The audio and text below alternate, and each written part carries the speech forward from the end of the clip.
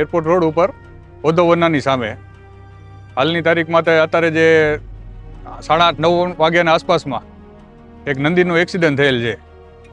આના 20 દિવસ પહેલાં મેં એક પ્રેસમાં એક આપેલું કે લાઇટ વિશે જે નગરપાલિકાનું નગરપાલિકાની બેદરકારીથી કોઈ પણ કાંઈ કાર્ય થયું નથી ને હાલની તારીખમાં અત્યારે બીજું એક્સિડન્ટ પણ છકડાનું અને નંદીનું થયેલ છે. એક ભાઈ રિક્ષાવાળા છે તે હોસ્પિટલમાં દાખલ છે ને નંદીને અત્યારે સારવાર માટે લઈ ગયેલ છે. અમે નગરપાલિકાની બેદરકારીથી કોઈ પણ એરપોર્ટ જેવો એરિયા છે તોય પણ એક જાતની કોઈ પણ લાઇટ લાગેલ નથી એનામાં. જો અહીંયા લાઇટ નહીં લગાડવામાં આવે તો નગરપાલિકામાં સર્વ કોલોનીવાળા બધા ભેગા થઈને અમે આવેદનપત્ર આપીશું.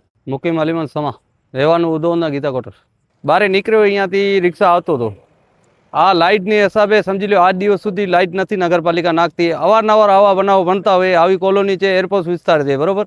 એનામાં લાઇટ ન નાખતા હોય તો પછી ક્યાં જવાનું એમ. હવે એ નહીં નાખે તો અમે આંદોલન કરશું નગરપાલિકામાં. એ બીજો શું કરીએ? અમે આ 5મું 8મું બનાવું છે અત્યારમાં. 15-20 દિવસમાં ગાયો મરી જાય, માણસો આવી જાય. એમને એમાં રોડ ક્યાંથી ખાંચો નથી દીધો કોલોનીમાં કે ક્યાંથી ટેપવાનું કે કેમ, એ રોડ નથી દીધો. આજ દિવસ સુધી અમારી પૂછા નથી કરતા. નગરપાલિકા રોડ ઉપર લાઇટ કપે, એરપોર્ટ વિસ્તાર છે, એનામાં લાઇટ જરૂરી છે. રાત વરાત કોઈ માણસ નીકળે તો ગાડી લઈ લે. આવી રીતે બનાવ બનતા હોય અવારનવાર, તો 8 દિવસ સુધી પૂછા નથી કરતો તંત્ર.